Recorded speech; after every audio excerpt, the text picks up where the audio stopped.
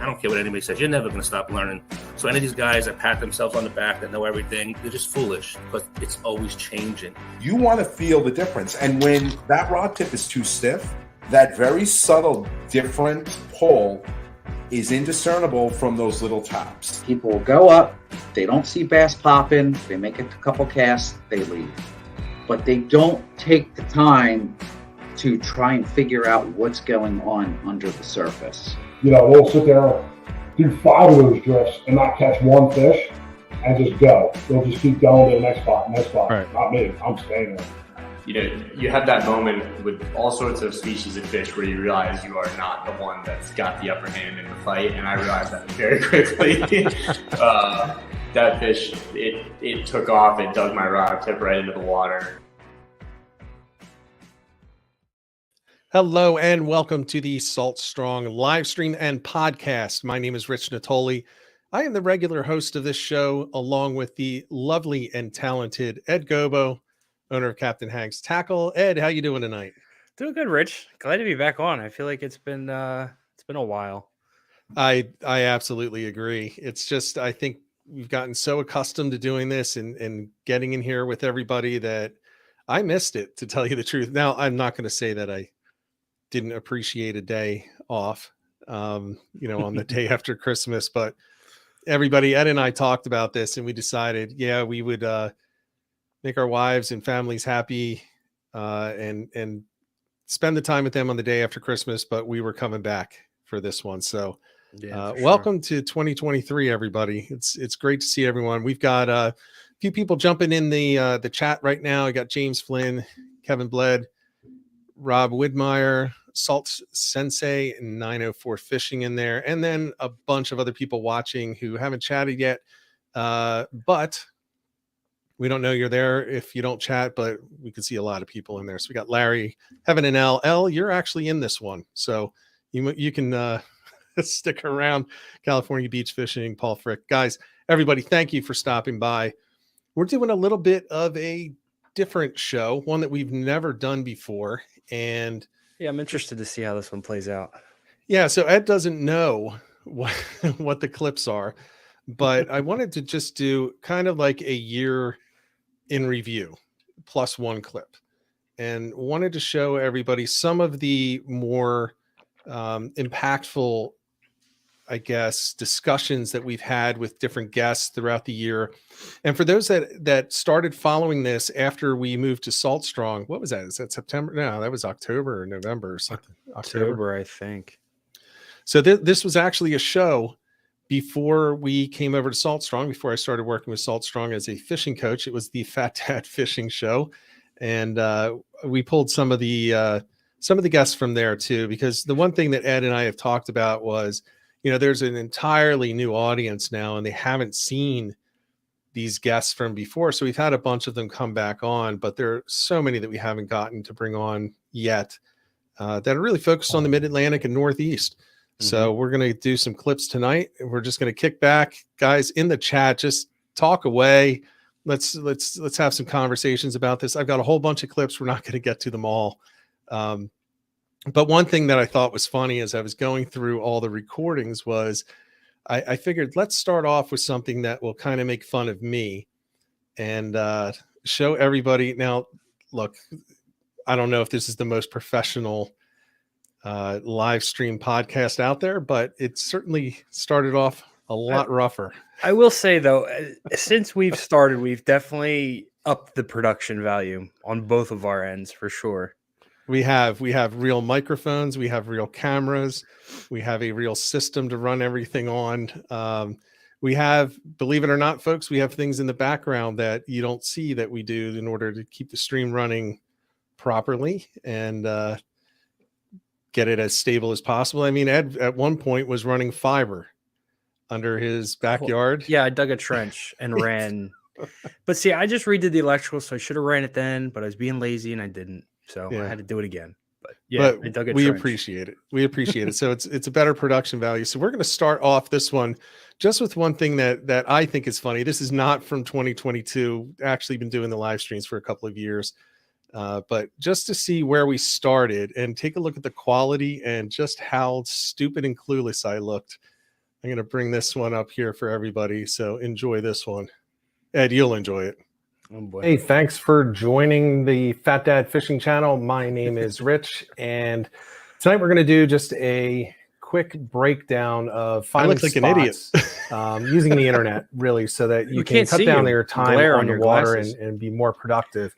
And I get a lot of questions from subscribers and non-subscribers up and down the East Coast of the U.S. asking for me to help them with very specific locations. Yeah, so we're going to stop it there, but just to give you a sense, that camera, I think, was like, I don't even know what the number is, maybe 540. And now we're at 1080. So we're in high definition at this point. But yeah, so that's how it all started. And that's not a lot of value, but I thought it was just funny as I was looking back at that, the humble beginnings. And I do remember I was really excited because when I went live for the first time, I actually had 12 people view the live stream. So I wasn't talking to myself. But how many were relatives? None. Are you kidding? I didn't tell anyone I was doing any of this. I just did it. So no, there were no relatives. But yeah, so that was the beginning. But I do want to roll into here, and I do want to start with a guest. And she is in the chat right now. Elle from Heaven and Elle Outdoors. She's got COVID. I'm so sorry, Elle. She's got COVID, so that's why she's not at work right now. But hey, she can hang out with us. Yeah, Elle, you get to hang out with us tonight, and we'll get her back on soon. But here's one from before we were on the Salt Strong channel, and here's Elle. And this topic was talking about Fluke. And for those that aren't aware of Elle, she is on Instagram under Heaven and Elle Outdoors. She is like the Fluke queen. She is all about fluke fishing. So if you fish for flounder, if you're down south, if you're up north, you fish for fluke, same fish, but different names. Elle is definitely somebody that you want to pay attention to when she's talking. So here comes Elle, and she's going to talk about fluke. Bait, or are you just using gulp? Okay, so I really don't use much live bait. Occasionally, if I can find it. I'm terrible at a cast net, so mostly gulp. But sometimes I use strip bait. Sometimes I use squid strips. But gulp is my go-to. But the thing is, and this was something that I literally wrote a note on about last week's stream. You guys talked about what shape, I think, the gulp is, or color, or both, actually. And I had sent you a picture. I don't know if you kept it. My top hook. So I fish bucktail on the bottom and a dropper loop with a teaser on top. Occasionally I'll do a naked hook with just a piece of gulp. But the top hook is always what catches. And every time I caught a fish, it would always be puking up these super tiny little grass shrimp. So I ended up doing the gulp shrimp. And that's what I limited out on was I literally tied a gulp, or I tied a little like imitation shrimp teaser. Yep. And it was like a light pink, and I put a shrimp gulp on the end of it, and that's literally what I limited out with. And we were throwing back overs all day with that. That's awesome. So I love the teasers, to be honest with you. But you're putting the shrimp up top. Yes. So that was the thing. Like I wanted to test it out. I wanted to, I like experimenting. But I knew that they were eating shrimp. So that's what I wanted to mimic, obviously. You know how with gulp, a lot of the times you're like, it's either the scent or that tail that is getting them to bite. And with the shrimp, I was like, I'm not getting that tail wiggle with the shrimp. It doesn't wiggle like the swimming mullet that we use. So I was actually pretty surprised that they went for the shrimp anyway. So it must be that it was mimicking shrimp, not some movement that they were looking at. Okay. So before we get into the awesome comments by Elle, and one thing that I really do love is the fact that she does go out there and experiment. She's just not out there dunking baits and hoping and hitting the same spot. She's out there learning and refining every time she goes out there. And that's one of the most fascinating things whenever I talk to her, is just listening to her thought process as she goes through. We'll talk about that. Let's first talk about where's that comment in there? Here it is. From James. From James. Everybody look, Ed's little brother. Look at Ed.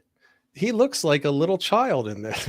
That was like, I was trying to trim my mustache and I missed, and had to go. So an accident. It was an accident that you had to shave. You look so refined. And I was saying before this, everybody, I was telling Ed, I was very disappointed he got a haircut today and he shaved, because I wanted him to look really rough. Yeah, about 3 hours ago I looked homeless. So yeah. So but let's go back to Elle though. So one of the things that I think is just one of the things I really appreciate about Elle is that she really does take the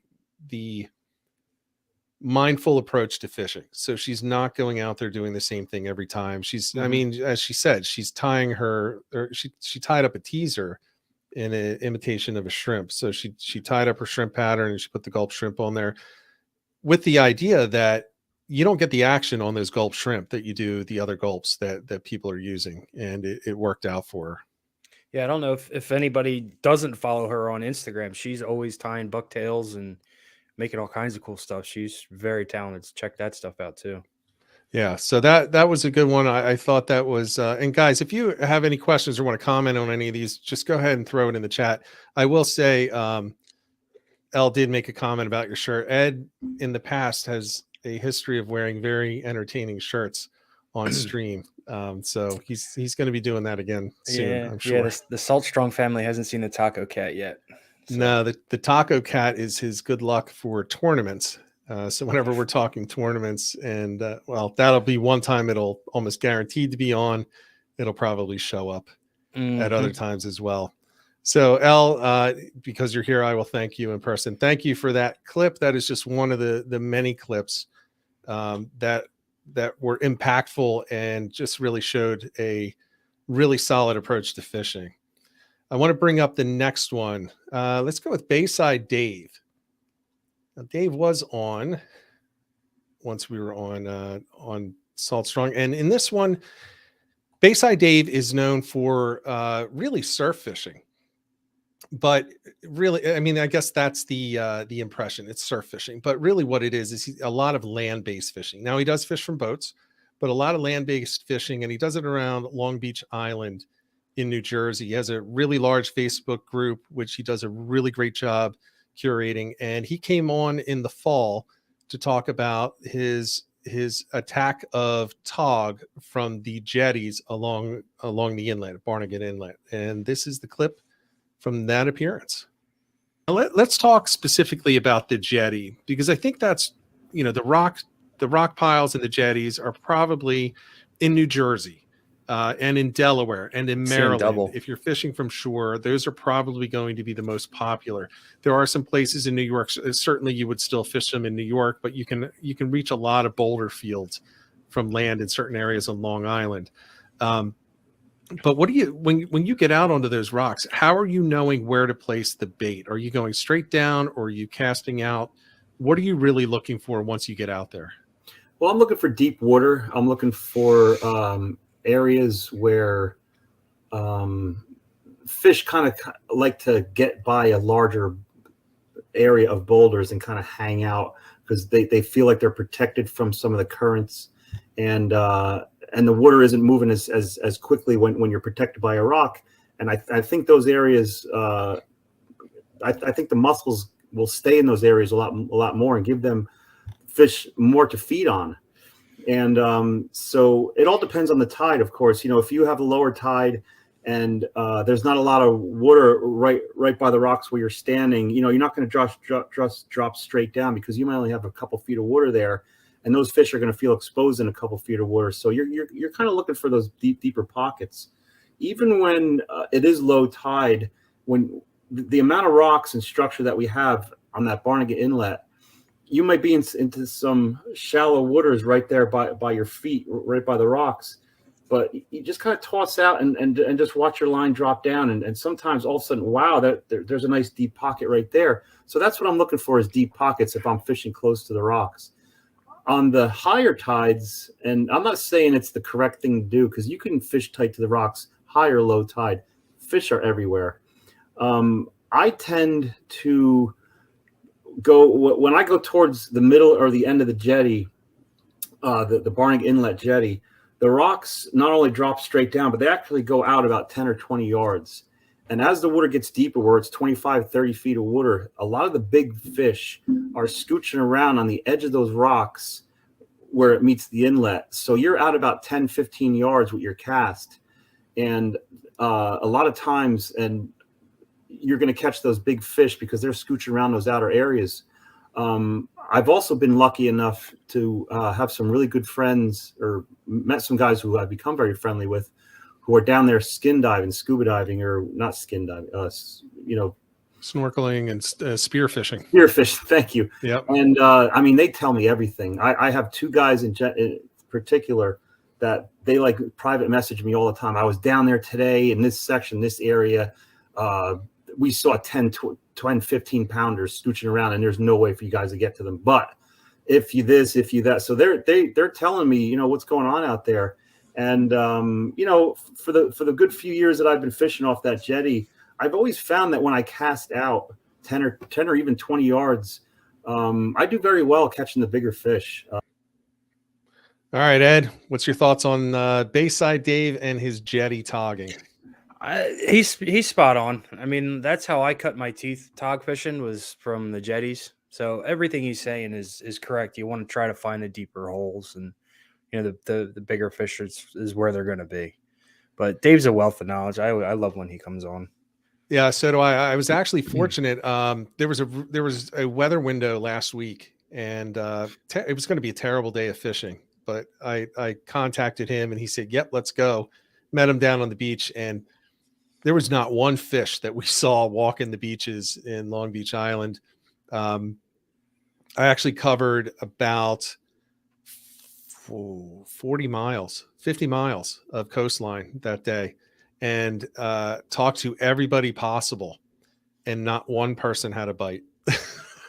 Not one person. But I'll tell you what, it was great just to hang out on the beach with Dave and talk to him about, the local structure down there on the beaches and what works when. And man, he is definitely a wealth of knowledge. And we both knew it wasn't going to be a good day, so we kind of set a really short limit. So I actually had made that drive knowing that I was going to be down and back real quick. So I left just about noon, fished for like 3 hours, and I was in the car for 5 hours to fish for just 3 hours. But it's better than doing nothing.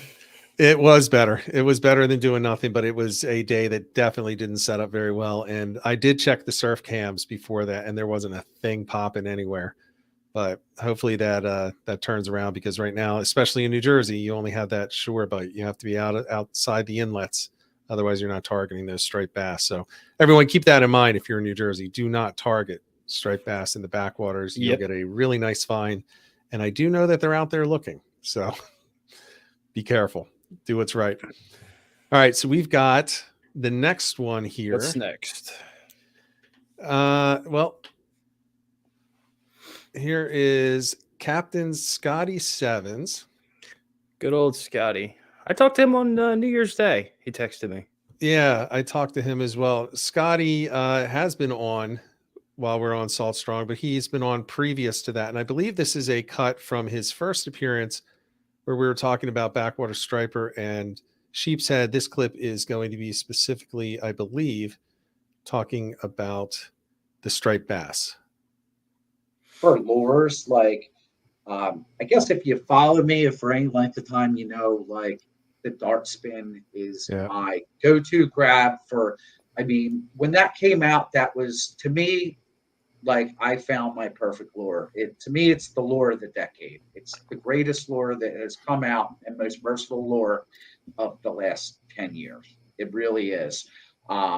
And when I'm targeting striped bass that are holding deeper, I'm usually using a 5.5 inch dart spin, and my favorite color for nighttime deep jigging would be the wild shiner color.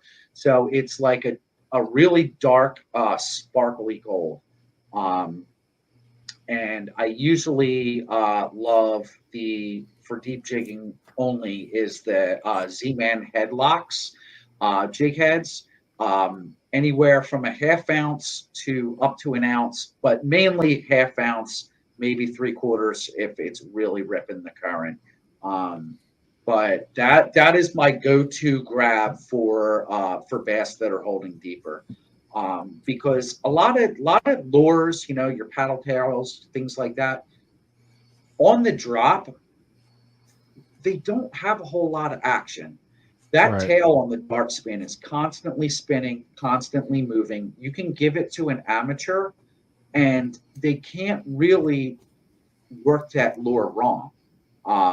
It's made for always, me. Yeah, it's awesome. It really is, and I just can't say enough good things about it. Some of my other favorite colors for that are I like the see-through gold. Of course, the 5.5 inch pearl with a chartreuse tail. But that's mainly what I'm using for deep jigging. Now, for flats fishing, I step it down to the 4.5 inch dart spin. And I love the shrimp color, which is like a see-through gold with a chartreuse tail. That's like my number one grab. That color, that gold, even works during the day. There's something about that color that just is incredible.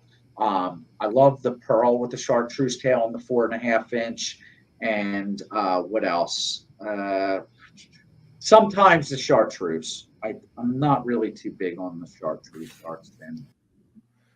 All right. So there's Scotty Sevens, who, guys, if you've ever followed Scotty, this is a captain that is all over striped bass. Again, he's out of New Jersey.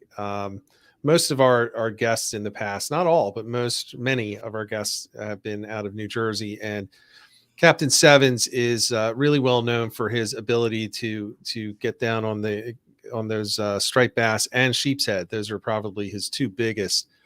And if you want to see some really beautiful pictures of these fish and these releases on video, Captain Sevens is really the place you want to check him out. He's on Instagram, and his second passion, I think, is photography. So you want to check it out. He has some really cool videos of some legit 40+ pound striped bass being released this year, this fall, right off of his boat. Scotty got into him thick this year. I mean, he's definitely one of the dudes, when he talks, you want to listen. It's not always 100% like grab you obvious, but think about what he's saying, because there's times I'll be in the kayak and I hear Scotty talking in my head. I mean, he's one of those people. He talks, you listen. Yeah, and he can't help but share information, and he's a natural teacher and coach. Mm-hmm. So definitely, it was actually really tough to narrow it down on Scotty and just get one clip. But anytime that he's sharing information about the lures that he's using or the techniques, you got to try to include one of those. And I included that one because the dart spin, I'd seen him talking about it for quite a while, and I never really tried them until this year. And he's not wrong. These dart spins are a game changer. And to his point, you can't work them wrong. I have a video where I caught several on the dart spin, but the one I wasn't even paying attention. I was reeling it in, and I just let it sit for a second. I don't know what I was doing. I was repositioning something in the kayak, and I got slammed. And it's to his point, you can almost not work it wrong. It'll take care of you. And it did. So definitely a good lure. It's one that I highly recommend to anybody. Look for what is it? Band of Anglers, mm-hmm. Dart spins. Last I saw, they were in the Salt Strong store as well. Yes, they are. They are in the Salt Strong store as well. But man, I was actually, I have them now all the time. The only thing about them is they're not cheap. No. So make sure you pay attention on how you're rigging it. You don't want to, and don't throw it out when there's bluefish around. Don't throw it out when there's those toothy critters. You don't want to be losing the dart spins. They're amazing. They're absolutely amazing. Don't mingle them with regular soft plastics because they will get all melty and gooey and gross, and they're very expensive. Oh, they will. Okay, Yes. so it's like Z-Man. Don't mix your Z-Man. Don't mix your dart spins. Yes, they do not play well. Glad you told me that. I now have a habit. Here's a tip for everybody. If you're fishing various brands of soft plastics, put them in just little plastic bags separate. Just keep them to themselves. They don't play well with each other, and you end up with this big molten mess. As soon as they touch, they start reacting. Some of them, not all of them. I had to throw the whole container away. Yeah. Yeah. And actually often you'll have to throw the tackle box away too, because it's like permanently. Yeah, that's what I mean. It was one of those Plano trays. I had to throw the whole thing away. Oh, okay. I think most of us know that, and most of us have been there. But yeah, definitely I would say take a look at the dart spin if you're looking. And look, he was talking striped bass, but it's not just striped bass. They also work for Fluke. I caught Fluke on them this year. Again, flounder for those in the South. I caught weakfish and I caught striped bass. Unfortunately, I lost several to bluefish. So, you know, I didn't like that, but it happens, right? When you're out there and they roll through, there's really not much that you can do about it. All right, you ready for the next one? Cue it up. All right, so we had the comment that this is a lot of New Jersey stuff. So we're going to go outside of New Jersey on this one, and we're going to bring up the New York crowd for a couple of these, and we're going to go right to Captain John Halkias, and he's going back to Tog. And you know, everybody knows John from the Skinner videos and Jig and Jerks, and a lot of what he shows, just to give the background to everyone, is the fluke fishing. You know, like with Skinner, right? Skinner fishes on his boat quite often, but what he doesn't show is Tog fishing, and that, to John, is really one of his absolute favorite. He says he looks forward to that every year. That's when he finds his peace on the waters, when he can go out Tog fishing. But he can't show it because on his videos, because you can see exactly where he is based on the locations that he fishes. So in order to preserve the secrecy of the spots, he can't do videos on it, because he said no matter which way he's facing, you're going to know where he is. So it's not something he gets to talk about often. So when we were talking backstage after he was on the one time, he had mentioned he loves Tog fishing and he would love to come on and talk about it. So here is Captain John Halkias, and he's going to be talking about light tackle Tog and how he does it. I am a firm believer in the more sensitive the rod, and a lot of people confuse a stiff tip with a sensitive tip. I'm talking about a rod so light that you can actually like feel the difference between a big fish moving with it and the small fish just chomping on it. And I feel that sensitivity, that ability to tell the difference, gets lost with heavier and a lot of my clients will come on the boat and say, oh, look at this, I got a light action jigging rod. And I'll look at it, I'll go, nope, that's not going to work. You need something really light and really soft tip. So are you looking at something that's more of a medium action or a slow action as opposed to a medium fast or a fast? So it's really a light rod with a slower action. Right. Okay. Right. So a Tsunami Slim Wave would be their medium would be and that's Skinner used that for years in his light tackle jigging videos. I've partnered with a company called VRC. We've been working on rods for 2 years now. They're not quite out on the market, but the rod I use, and I've been doing phenomenal with it. I really feel like I'm one with this rod right now. Yeah. When I show it to people, like Nino, one of your guests, he calls me Captain Noodle now. Like, he doesn't understand how I use that rod, but I do great with it. Oh, that's awesome. And for me, it's it's not about the bites. I balance that rod in my hand, and I have a 2000 Tsunami Evict 10-pound braid, really light reel, really light rod. But that Tsunami has decent stopping power. Right. It's a really good, affordable reel. I'm not a person that buys, the Stellas and the super expensive Daiwas and pens. $149, and you get a great reel. I've had them now for 3 years. Never had an issue with any of them. And I balance it in my hand, and I ignore all those little taps, and I really wait for that.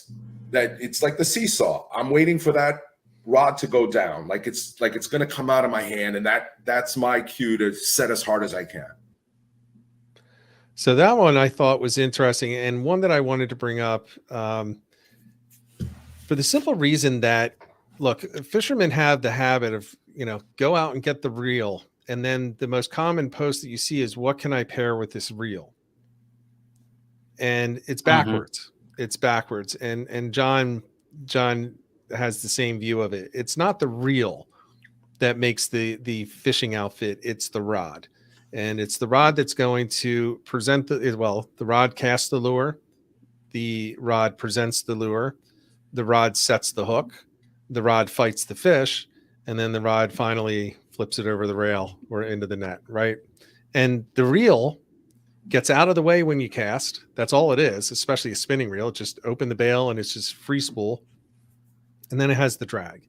So it's really just to reel it in, as the name. And, at his point, he doesn't use those really expensive reels. Now, I'm not saying don't get them. I'm not saying if you can afford and you want, a Van Staal, go get a Van Staal. There's absolutely nothing wrong with it. But John's point was, it's not the reel that really determines what he's going to do when he's fishing for tog.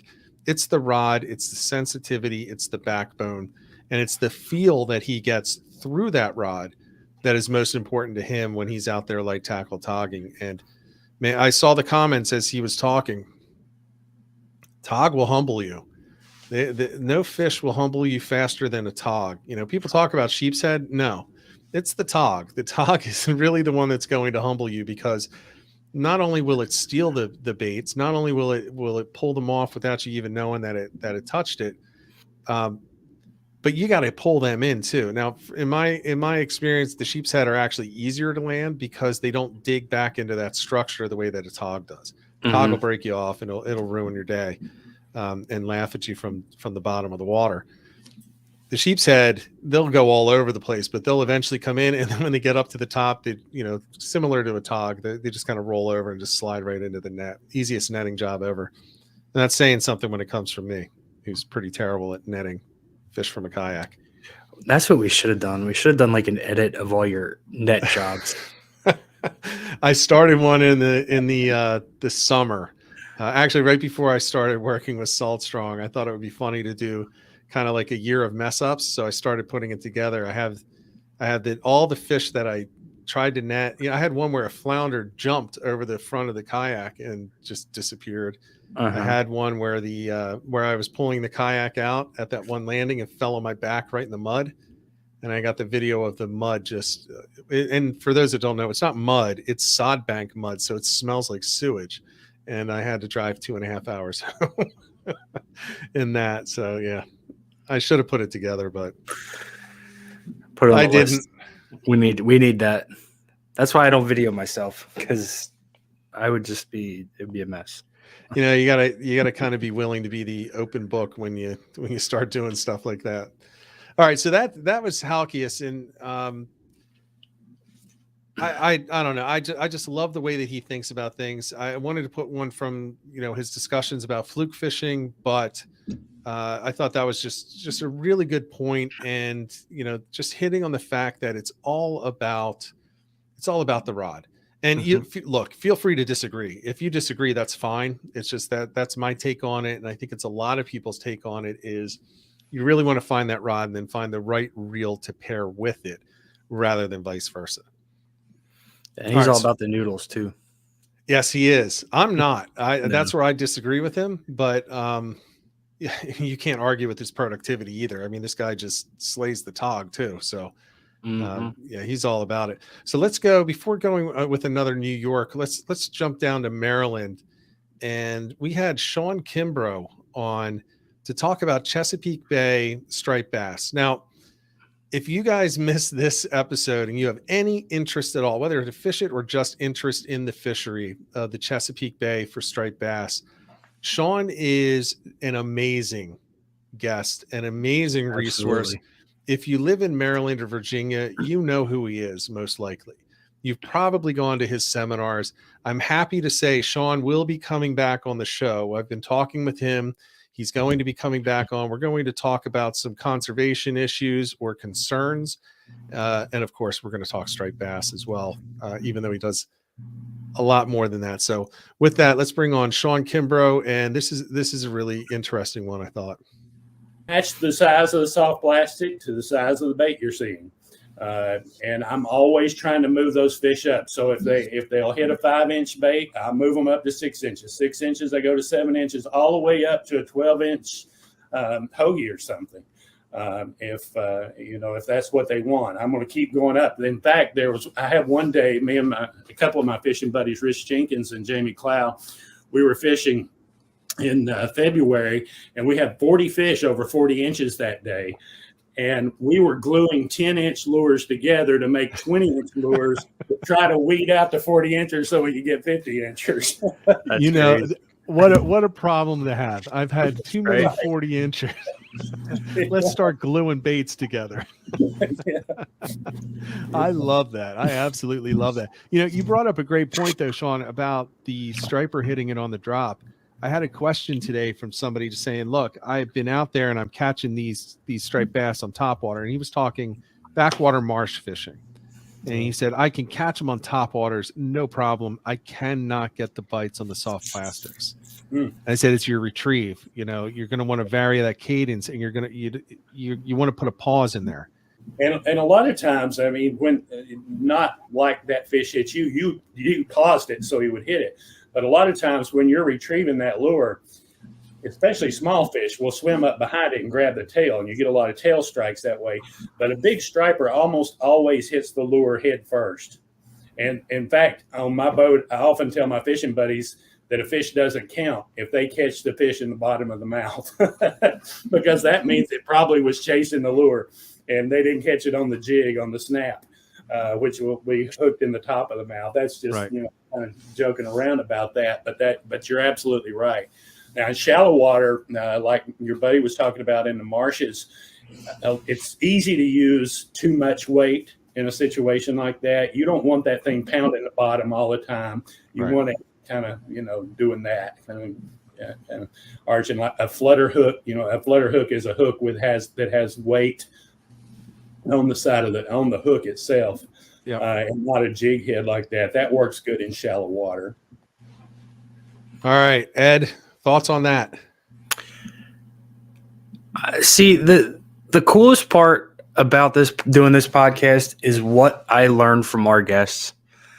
Like, I applied a lot of what Sean had to say to my fishing in the river for bass, and I mean, you've seen the results. This year has been probably my best year for bass ever. So that man is a wealth of knowledge, and I'm still waiting for my Christmas gift of his books from you. So, well, what's funny is I actually have on my laptop. I was in the middle of ordering when I realized I had to just close everything to log on for this. So I'm actually ordering mine tonight. I was talking to him about it, so I'm going to order mine tonight.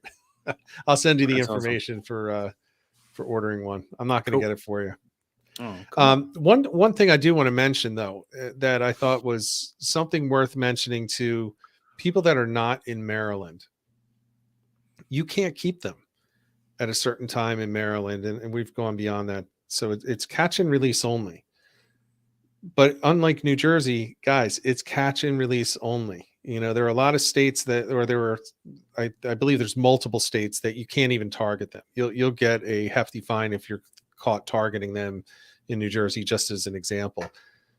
But you can go down to the Chesapeake and you can target them, and notice he was catching 40-pounders in February. So, he's gluing lures together so that he can get 20-inch lures out there for them. I just love that. So look, a lot of times you have the misconception in the Northeast and in the Mid-Atlantic that once it gets cold, the fishing's over. And I like to say there's really usually two reasons for that. One, it's too cold. You just don't want to, which is a perfectly good reason to not go fishing. If you're not going to enjoy it, don't do it. But the second is people just believe there aren't any fish to catch. And that's not true. Now they'll be in a different place. There's a different pattern for them. There's an entirely different recipe for picking them up. And you have to learn what that is and you have to work it. And it can still be really hard, but the fish are there. So if you're in a place where it's legal to target, don't give up on the cold weather. Just don't give up on it. You can literally fish the Mid-Atlantic if you're willing to travel a little bit, 365 days of the year if you're so motivated. And if you are, give me a call because I'll go out with you in the colder months. I'm fishing, so. But do it safely, please. Wear a dry suit.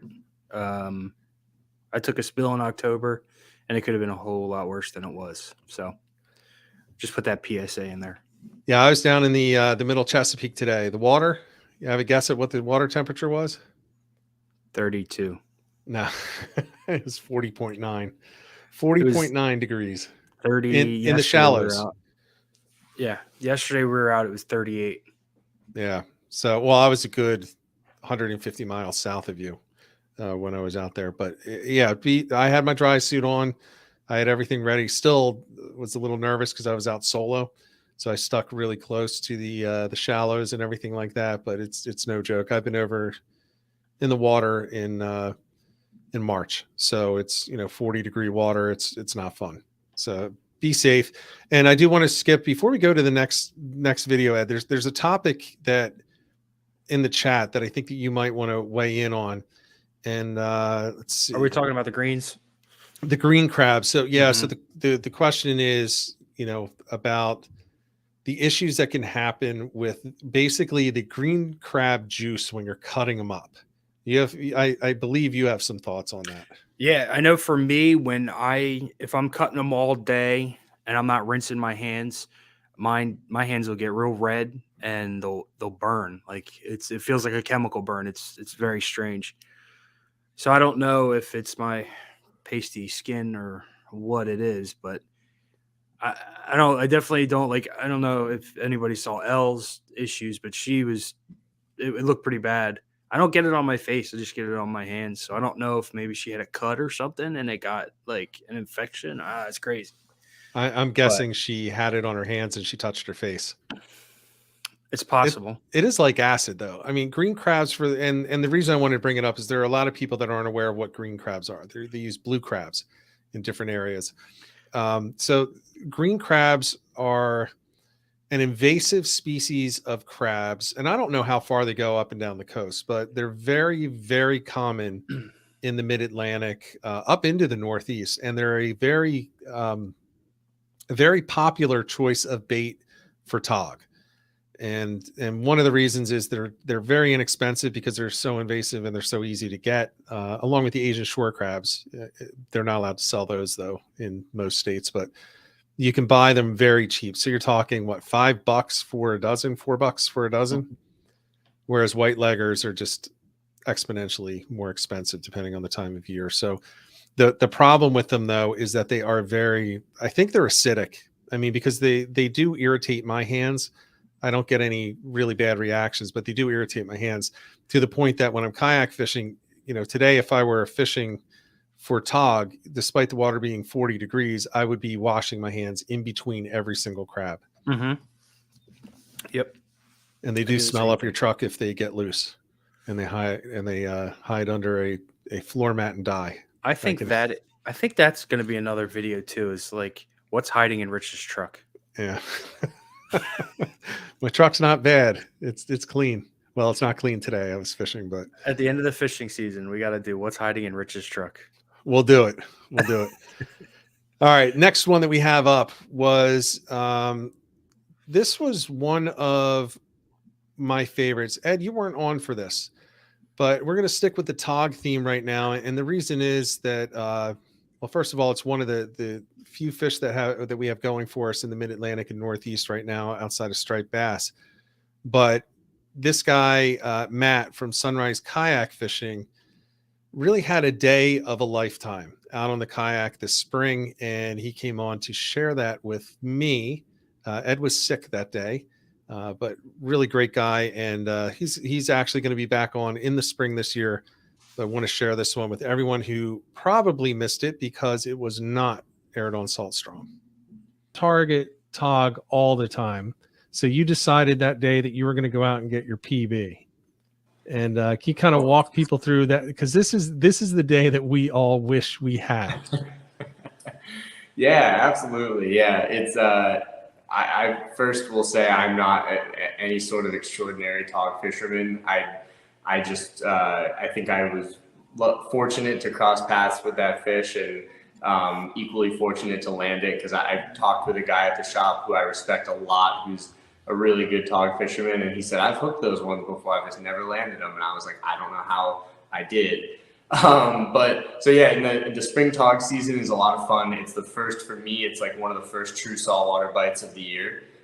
Those fish come in to spawn, and one of the best parts is spring tog fishing, you are just catching tog. You're not getting sea bass, cunner, little baby tog, stealing your crab all the time. Right. So it's a really fun season, because if you're getting thumped, it's probably a tog, and they're big because they're spawning, And I had gone out. I felt bad because the guy who's taught me almost everything I know about tog fishing, Scott Schneider, who I fish with all the time, he was supposed to go with me that day, and I had said I'd pick up crabs for the two of us because I happened to be coaching a lacrosse game near a shop that did have crabs. Our local one here didn't, so I had to kind of go out of town. But they didn't have too many, so they didn't want to give me kind of 2 persons worth. And I told Scott, and he was like, don't worry. He's a really talented freshwater fisherman. He was like, don't worry about it, man. I'll go freshwater. I was like, okay. And I'll just go by myself for tog, and got action right away. And I went to a spot that we tend to, a launch we tend to frequent a lot. And I actually broke my PB and got like an 8, I think it was like 8.3 or 8.5 pounder. Yeah. And I was pumped. I had photos of it on my lap. Like, I was fired up. I had already sent that photo to Scott and to my buddies, and I was like, new PB, like, this is sweet. The wind was blowing in a particular way that sent me to this particular location to just sort of like, it was cold, it was April. So I was like, I just want to get out of the wind for a little bit. And I'd seen this area produce, so I went over there, and it was, out of the wind, which was nice. And I was like, I don't really know if I'm going to do super well here, but I'm going to just, you're just like, I'm going to hang here for a little bit. And so I threw spot lock on, and I dropped down, and I caught a small tog pretty much immediately. I was like, nice, justified. And then I dropped down again, and the feeling when that rod tip just goes light, and I was using this rod right behind me. It's a 7.6 medium heavy and a 4,000 Daiwa BGMQ spinning reel, 50-pound leader, like 3 feet of it. And I actually have the actual jig, funny enough. This is the, I kept it, of course. This is the actual jig. It's all beat up now. Yeah. I was using this, and dropped down. It was a medium-sized whole green crab. And so when that rod tip went light, you always swing for the fences when you're tog fishing, right? Because you have no clue. I did. It was just boom, stopped immediately. And you have that moment with all sorts of species of fish where you realize you are not the one that's got the upper hand in the fight. And I realized that very quickly. That fish, it took off. It dug my rod tip right into the water. And I said out loud, like, this is a big fish. And I said some other things I won't say out loud, course, too. Yeah. And, fought it. It dug really hard initially.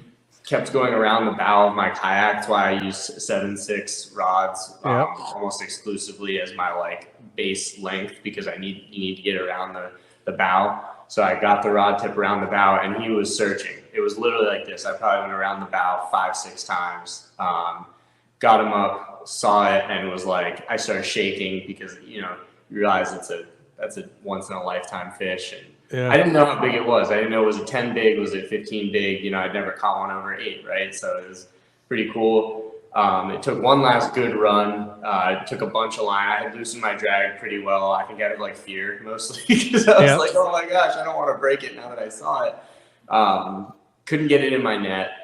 I used my Boga grips that I use for stripers to get away from the treble hooks, and plopped into the kayak, and was just a mess for like, a solid 2 or 3 minutes while I took photos, and was just like elated, weighed it on the scale, and weighed it again and weighed it again and weighed it again to really make sure that I knew where it was at. And then I shakingly took the photo of the scale, to make sure I got it, and put it back. I put it back after that. So it was good. That's awesome. It felt good to watch it swim off.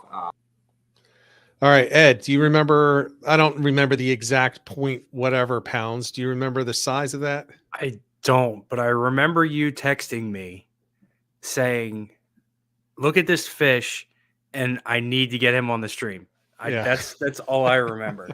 So for those that aren't aware, so Matt caught, it was over, I think it was 23.7 I know it was pounds. over 20. I think it was almost 24 pounds tog in 14 feet of water from his kayak. And he did mention he had spot lock. He was fishing his Old Town autopilot that day. But one thing I wanted to bring up with that is, again, back to the rods. This is specifically for kayak fishing. I think a lot of people don't realize the importance of having a rod that can get around the front of the boat. Mm-hmm. And as it turns out, Matt fishes the same. So it's 23.2. Elle checked it out. Thank you, Elle. Everybody can look at Sunrise Kayak Fishing if you want to see the pictures. It's a donkey. I mean, it's ridiculous. And he released it, which was awesome. But the people, I think, don't think enough about the length of the rod when you're kayak fishing. I personally, just like Matt, I fish all 7.6s. I have one 7.2 that I retired because that 4 inches makes a difference when that rod's bent over, and I don't like leaning too far. But we fish the same big water when he's not using his autopilot, so it's about the same distance for me. But the 7.2, I got hung up a couple times, and it's a custom, a fairly expensive custom, and I kept hitting the front, and I was like, I'm going to snap the tip off of this. So I retired it. It's probably a good idea to retire it anyway, but I thought that was an interesting one from Matt. And again, he's going to be coming back on the stream for the first time on Salt Strong in the spring. So looking forward to that. Yeah, man.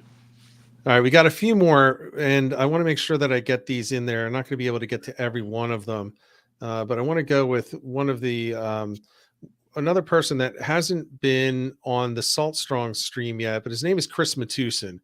Chris is a New Jersey angler, but his specialty is striped bass in the marshes, in the backwaters. So he's stalking the marshes at night, usually solo, and he just puts together some beautiful catches.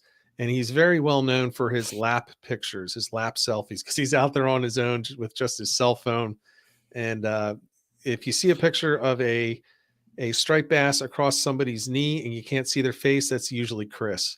And he runs, the Sod Pigs group on Facebook, where they just go through all things backwater striped bass. So here's Chris Matusin that I wanted to ask, and I think is important. So you're fishing the shallower water. Are you fishing that? Or let me ask it this way. Are you noticing a bigger push towards shallow water in the cold water because it warms up quicker, or is it just consistent with the fall? The fall would be the opposite. They're not necessarily looking for the warm water. But are you focusing really in on the shallows first and then moving around? Yeah, I think a lot of it, again, just depends on that water temperature, where I start out at. A lot of the bay down here feeds off the river, which is overflow from Lake Lenape, so that's warmer water to start with that comes down there and then flows into the bay. So that factor. It depends on the actual ocean temperature. With that water moving in for the tide, and then if it pulls out, how much sunlight we had during the day, if the mud flats can heat up. So it's really going to depend on that last week of February and see what type of weather we have. You know, I don't have a whole lot of luck when it goes down, again, like I said, in the 20s at nighttime. Right. When it's like mid 30s, around 40 at nighttime, and seems like that's going to take forever to get there this year. It just seems like that's it's far off thing, but that's where it gets to be, you know, a lot more consistent. But again, it's really like a trial process that first week of March to see where that water temperature is going to hold and where that warmest water is. So I want to try to find the warmest water in whatever area I am. And again, that may be up on a flat, or it could be in the current. You know, Right. It could be incoming tide, it could be outgoing tide. It's just, you know, there's some guesswork when it comes to that first week. But usually once you can figure that out, you can, you know, you're pretty good for the next couple of weeks then, because the bite's only going to get better and the water's only going to get warmer. All right. So there's Chris Matusin. I want to try to bring up like one major point from all these. And the big thing from that is when we were talking to Chris, it was in February. It was right before the reopening of striped bass in the backwaters in New Jersey in 2022. And, you know, we were in this vicious cold snap at that point. So the temperatures were in the teens and the 20s. And, you know, I guess he was kind of lamenting the fact that it was not helping the water temperatures at that point.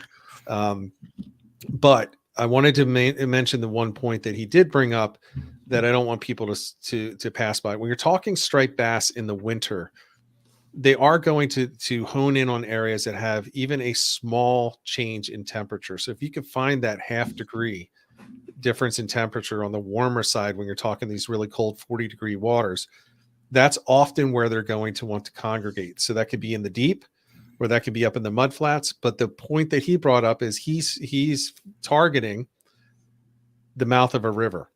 So that warmer water, it's already warmer water coming out during the day from these rivers and these smaller creeks. So you want to keep that in mind when you're looking for temperature breaks. That can also have an impact. And as we all know, that target striped bass, they don't care if it's freshwater or saltwater or brackish. They're going to be wherever they want to be at any given time feeding. So keep that in mind as we roll through the winter here. All right. I want to get a couple more in here, and I cannot end without having at least one on for Frank Mihalik. And Frank is probably the best tog fisherman I've ever met in person. And talking all things tog right here with Frank. I have a couple clips from him, but we're not going to have time, so we're going to put this one up. Jerry fish for Fluke, blackfish, you name it. He is just such an amazingly skilled fisherman.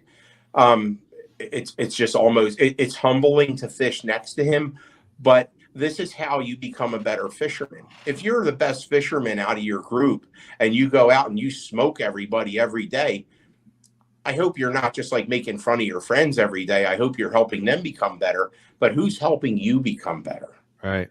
You know, who are you rubbing elbows with that's going to teach you the knot? How come your top knot keeps popping? I don't know. Well, who are you talking to? Who can mentor you to help get your game up to speed? And that's where my friend Joe Zagorski comes into play. Joe has spent so much time speaking to me about every little tiny detail. And he's such again, phenomenal fisherman. Very, very well schooled. He's a gentleman and a very, very good friend. And you just can't help but want to surround yourself with class people like that who really take you to the next level. All right. Quick one on that. I mean, he didn't talk about tog fishing, but he did talk about the point that you want to surround yourself with people that are better than you whenever possible, which I always say, which is why I fish with Ed. And Ed always says he doesn't know what he's doing, but it's not true. That's why I fish with you, Rich. Yeah, it's not true about Ed. He does know what he's doing. And I thought that was a really good point coming from a guy who's really at the top of his game. For those that don't know Frank, go back and look at the first Salt Strong live stream that we did this year. And it was Frank. He's so well in tune with the species that he worked with Century Rods, and he designed the Frank Mihalik Pro Togger, which is very, very quickly becoming the standard boat fishing rod for tog fishing. It's just, it's a beautiful rod. I was able to use one of his when I was out fishing with him, and it's a whole different level. And I love mine. I love my tog rod. It's a custom rod, and the Pro Togger though is just a different level. So I think I'm going to sell one of my kids to get one. I'll tell you what, it's a great rod. I wouldn't sell a kid for it though, but it depends on how they're behaving at the time. But mine are old enough that I can't get away with it.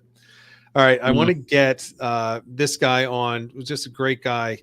We have a lot of surf fishermen that watch this stream, and this one's for you. This is George Bucci talking about the fall run. And for those that have fished it and it's now over in the far northeast, those that are still fishing it in the lower mid-Atlantic areas, here's George's take on how this past fall run has been for striped bass. Starting off the season up in Sandy Hook, you got him in the wash. I ran up to Sandy Hook often, and that's another. I just in case she hears me, I spent a lot of money in gas. George just looks tired. Gas. Like so I've been saving up. I've been saving up for a boat, and I'm back to square one because I burned a lot of gas. Yeah.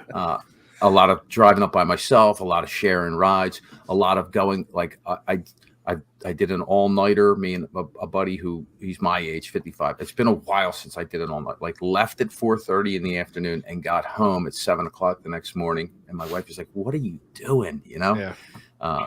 And I got one fish that night, and my buddy had two. So it was a grind. And then it was just so on and off and on and off. But if you kind of watch the weather and you kind of knew when it was coming, like when you saw that wind was going to go west for 3 days, you knew that you needed to be there. Maybe it went offshore like in the middle of the day. So that whole rest of the day, it wasn't quite going to go. It would start to, but you knew the next day it was going to pop, and it did. And then you'd see that pattern change, and maybe you get an east wind, and then on that east wind, things had died down at the end of that west, and then it exploded again on that east, and guys were throwing bucktails and rubber shads and things of that nature because you couldn't quite swim. Most of the bite was like I basically threw this. This is a couch FJJ, and you can see the line tie, how it's bent down. Yeah, that'll make it swim up higher in the water column. You don't mess with these lips. You mess with the line tie. You bend it down, it'll want to swim up. You bend it up, it'll want to swim down. So that's how you adjust your metal lips. And this is the bunker were about this size. This is my son's computer. About this size. The bunker where you had anything from adults to peanuts. Right. So but you saw a lot of people throwing stuff kind of like this, which is a little bit of a bigger profile, but this will swim across the surface. But yeah, you mess with those. I see people want to bend the lips, and you're ruining the plug. Right. I need a banner, Rich, that goes across the bottom of the screen when George drops a nugget. Yeah, we'll just keep putting James's thing up there. All right, so George Bucci, one of my favorite people. I gotta say, man, I hope when I'm his age, I have the energy that man has. Yeah, what he went through in the rest of that was amazing. Talking about just how many fish there were, how much. He showed guys, go back and watch that stream. He did a close-up of his hand where he has this funky callus on his pinky that looks incredibly painful. And apparently it is, just because he's caught so many fish and the reel is just digging into his finger. And, everyone talks about striper thumb. Well, he's got the striper thumb, but he's got, on the other hand, he's got this reel thing going on. I mean, that's a dedicated real man. rash. Yeah, it's a dedicated man. The one thing I want to bring up about that is, his point. Now, George is an outstanding surf fisherman. He knows what he's doing. You heard him going into the winds and everything. I mean, he goes in and he knows what he's doing. But notice how he fished an overnight and caught one fish, and he wasn't discouraged by it. He just said, it's a grind. That was a grind. And that, when you're fishing the migration for striped bass, is how it goes. The best fishermen in the world, I don't care if it's George, if it's Wetzel, whoever it is, they're going to go through those times. You're going to get skunks because these fish are moving. They're moving fast, and they might not be in your area. And it has nothing to do with how good you are as a fisherman. If they're not there, they're not there, and there's nothing you can do about it. It's not like targeting flounder in the summer where you should be able to figure out where they are. These migration fish, and it's multiple species. When they're migrating, there's nothing you can do about it. Sometimes it's just it's put it together, and you have to have a little bit of hope and luck in there as well. Mm-hmm. All right, so that was George Bucci, and we're over, but I'm still gonna throw up onto the screen. Please don't. Sorry, I'm gonna throw up onto the screen. Joey Legge. I got three more that I want to put up there. This is Joey Leggio, and Joey Fishing Long Island on YouTube was on to talk about trolling for striped bass, which is something that I just never do. Ed, you do it. You have experience with it, but he came on to talk about that because a lot of people do it wrong. They do it incorrectly. They end up tangling lines and having issues, or just not the success that they should. So Joey fish don't count. Yeah, so Joey came on to help us go through the ins and outs of trolling for striped bass. Are there any signs of where the stripers are or where they'll be when you start to troll? So how are you? let's take it from this perspective, and I think this will get the comprehensive answer. When you're going to head out, let's say you don't have any reports at your disposal. You don't know what anyone has done the past week. What are you specifically going to be looking for when you break that inlet? Number one thing would be bait. If you could find bait, that's awesome. If not, you always go out to your 30 or 40 foot. That's kind of like, I guess, a highway, for migrating fish. Get out there. Now it's deeper, but, now you start going to federal waters, and then, you really can't be out there with possession. You get caught with a bass and you're out in those waters, you get some hefty fines. But bait would be number one. If there's any type of structure in that area, it's nice to troll around some structure. Just don't get snagged on it. And then just basically bottom and just start trolling and see if you start marking fish. If you're marking clouds of bait, sandals, maybe some squid on the bottom, or again, if you see bunkers or anything, just troll in an area. And then if you get that fish, work that area. Don't just leave it. You get a fish, keep trolling, and then say, let's circle back now, mark it, hit the man overboard. Same thing as fluke fishing. You catch a fluke, hit man overboard, because there's going to be more. There's not just going to be that one fluke there that you caught, and go right back and do that same drift again, and boom, you'll see. As soon as you hit that man overboard, you're going to get some more fluke. Same thing with bass fishing. You get a fish, mark it, go up. If you don't get another hit, come right back and go over that mark again and see what happens. Yeah, you got to remember they're schooled up. So if you caught one, there's no way it's alone. There's going to be a lot more there. Now, if they're still there when you come back, who knows? But it wasn't alone. There were other fish looking at your bait when it went through that water. Yep. So head back and look. So you're looking for the structure, looking for the bait. I assume birds, bait, any blitzes, and also with the bunker too. If you can't see the bunker, if you're in shallow water, you can see a mud trail. They're pushing that bottom. So even though you might not see them splashing or flashing, you'll see the water. All of a sudden, you get this chocolate trail of water, this mud, and that could be them kicking up the bottom. So look for that. Also look for purple. If you see the water looks a little purplish, that's them. When you're looking through the water, then they have that purple hues coming off. Yeah. That's another way to spot them. They always don't have to be splashing. They could be right there and right next to you. You'll never know it. The side sonars are great. You can find out, so much bait with the side sonars. So that one I wanted to bring up for two reasons. The first one is, look, this is what you get when you have captains on. So Captain Leggio, lots of experience with this, but I never thought of looking for bunker by, the bottom being stirred up, purple in the water. So there's some tips there. The other thing is, I thought this was funny for anyone that follows his channel, the man overboard. He did have a man go overboard this season on video, which I saw that the other day.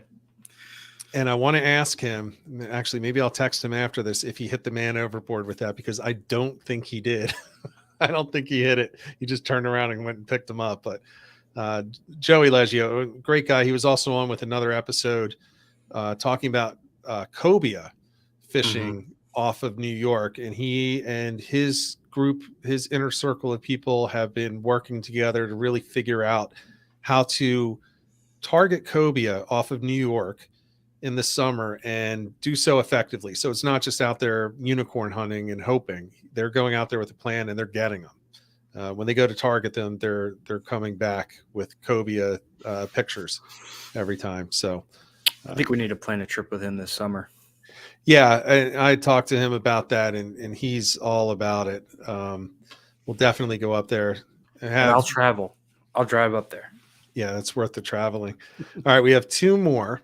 We have Kristen from Philly Girl Fishing. And so Kristen, for those that didn't see that episode, she is kind of like the nomad tog fisherman. Well, she'll do this for multiple species, but this time of year when we were talking to her, she will travel to Rhode Island. She'll travel down to Delaware, Maryland, all points in between. I was fortunate to go out fishing with her a few weeks ago and had a great time. It was really cold, but we had a great time, and it was a grind of a day, but it was great to get out with her, and she's going to come on. She's going to talk about her updates for targeting tog this fall. Still love it. Yeah. So I plan on getting down there. So when you were out there, so all these trips, are you typically, you mentioned you were catching some fish on a jig. Are you typically using rigs? And if you're using rigs, what rigs are you using?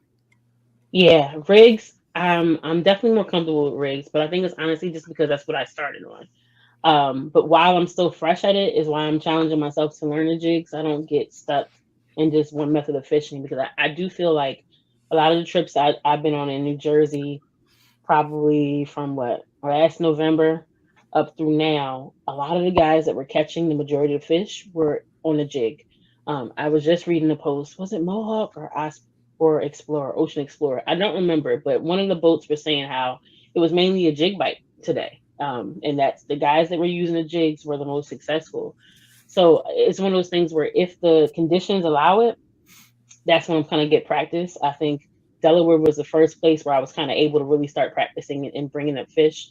And then I had a really good trip in Rhode Island last month where a lot of my fish were on the jig, but it's like the current thing is the biggest piece for me. Like when it's slack tide, it's a lot easier for me to feel the bite. I've been playing around with like different line sizes and like talking to different friends and different YouTubers, like, what are you guys using on your jig setup? Because sometimes it feels like I can feel everything. I'm doing good. And then other times it's like, I can't tell if I'm on the bottom, because especially with the jig bite, a lot of times the fish will just pick it up and swim away with it. And actually in the last video, that second fish that I had caught, the first one, I barely felt it, but I also had 30 pound braid on. I had just got a new reel. I got the Saltus. And everybody, all my, the guys I fish with, the fish finders guys, are like, you need to use 30 pound braid, da da da da. So I'm like, all right, I'll beef it up. I'll try 30, but I just did not feel comfortable with 30. Like to go from 15 to 30, I felt a great difference, and I was like, nah, I'm going back to 15. So when I fished yesterday, I used 15 pound braid, usually the 30 pound leader. Sometimes I'll bump it up to 40, but yeah. All right, so Kristen's another one of she experiments with everything. And I'll tell you what, she has top of the line gear. Listen, I'm just glad she decided to come back, because I did my first solo live stream with her, and I felt so bad afterwards because I did such a terrible job. You're being too hard on yourself. No, that was awful. Was good. It was Delete it was that so it doesn't ever have any existence. It was awful. It's not easy to do a live stream. It's definitely not. It can be difficult. But I did get to go out with Kristen, and I'll tell you what, she's really focused when she's out there on the water. And it's funny because I'm standing there talking to her, and we're having a conversation, but you can tell she is focused and locked in on exactly what's happening with her rod. And I thought it was funny because when you're tog fishing and videoing off of your forehead, you're usually standing sideways. So most of my video is of her. So I was watching her and her technique the whole time. And I actually did it almost like reviewing the film after a football game. I was like, okay, what am I missing? What do I need to do better so that I can have results like her? So so it was a fun day with her. Great. We've been trying to get out again, but really difficult with all the boats shutting down at this time. But is she on the trip for Saturday? I don't think she is. I don't know. I don't know. For those, just so everybody, Ed and I are heading out. Is Nick going? Nick Devereaux? I believe it's Nick, me, you, John, Nick. I thought it was Kristen. Might be Kristen. And I don't know who the sixth is. All right. So we mentioned Nick because Nick Tad. is in Tad. Okay. So Nick is in the chat. Yes, we're going on a charter trip for TOG this weekend. Should be fun. And for those that I said I would invite out the next time I go, I was invited onto this one. This is not my charter. So I'm a guest. So I could not invite anybody to go on this one. And Tad is here too. So, all right, Nick. And yes, so Kristen will be there. So you'll get to fish with Kristen. But I'm fishing next to her because I'm not done getting game film. What am I? Chopped liver? I thought you wanted to fish next to me, Rich. We spend a lot of time together, my friend. I know. Too much. Yep. All right. And here's one that I wanted to put on. This is going to be for everyone. This is so we're now doing roughly every fourth one of these live streams is a Salt Strong Ask the Coach episode where I'm going to be on all of them because I'm the host. But the other coaches come on, and Wyatt Parcell is one of the senior coaches for Salt Strong, and he's got just a ton of experience fishing North Carolina, South Carolina. I mean, he's fished everywhere. He's now in Corpus Christi, Texas, and he is the coach for down there. He's pretty well the coach over all of us. And he's the kind of, I mean, look, one common theme with all of these guests, what a bunch of fish nerds, right? Every single person, and which is why we love them and why we like to talk to them, because we're right there with them. Everybody, sorry to say this, Elle, you're a fish nerd, and it's all about studying and trying to figure things out and putting the pieces of the puzzle together. And Wyatt is no different. And Wyatt goes deep when it comes into the impact of cold fronts on fishing. And this is something that translates literally to every single area. And I thought this would be a really good one to put on to close this out. So here's Wyatt Parcell, one of the Salt Strong coaches, and he's going to be talking about these Arctic fronts that come through in the wintertime. What's the approach going to be for fishing during the cold front coming up? I know you want to say it, Wyatt, so go ahead. I've attacked these. Yeah. All right. So the big thing here is metabolism. We need to think about metabolism. Fish, it's not like fish get cold and they don't enjoy the cold like we do, and we put on flannels or fancy jackets like Matt has on, and they are struggling with a different problem, and that's their metabolism. When they get cold, their body is now having to literally, heat itself up and consume calories. Like its body is throwing enzymes into its stomach to burn up and digest that food so that it can literally conserve its body weight and it doesn't like eat itself alive. So these fish pre-front are going to absolutely, like, guys, before this front hits, it's going to happen in every state. It's going to come down and the pressure is going to change, and it's going to start in the, Virginia, Carolinas, Georgia, Florida. It's going to happen through tech. Like, it's all going to come down. And regardless of where you are, the day before you get those crazy freaking north winds and that temperature drops from that Arctic blast, those fish are going to go off. Like, get to an area that's close to where there's going to be that northern protection from those north winds. There's going to be deeper water. Like, you got to combine all these factors. Deep water is probably the most important, even if there's not northern protection. Try to find deep water near northern protection. If there's muddy bottoms, freshwater outflow areas are good because lower salinity generally is warmer water. Further back in the bay system, further away from the passes and inlets. You need to get away from cold Gulf or cold Atlantic water. Get further back in the bay systems. If you're in the Carolinas, Virginia, you're back in the river systems. You're in the Pamlico River. You're in Swan Quarter. You're in, those Virginia beach rivers that run all the way back. Those where all those big trout are right now. My boys in Virginia, you've got some serious trout fishing coming. I know it. I talked to the guys up there. It's going to be crazy. But regardless of where you are, those fish are going to be looking for high calorie meals to digest through the front. Throw big top waters, throw big subsurface presentations, throw big paddle tails, bounce big baits off the bottom. Any big presentations you have, that's what those fish are going to be after. And find areas where there's shallow water feeding near those deep zones where those fish are going to hold and digest food and wait and not move.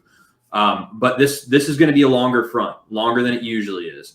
So after a couple days of cold weather, if it starts to not be as cold, even if it's a slight shift, you might see a little bit of feeding in deep water.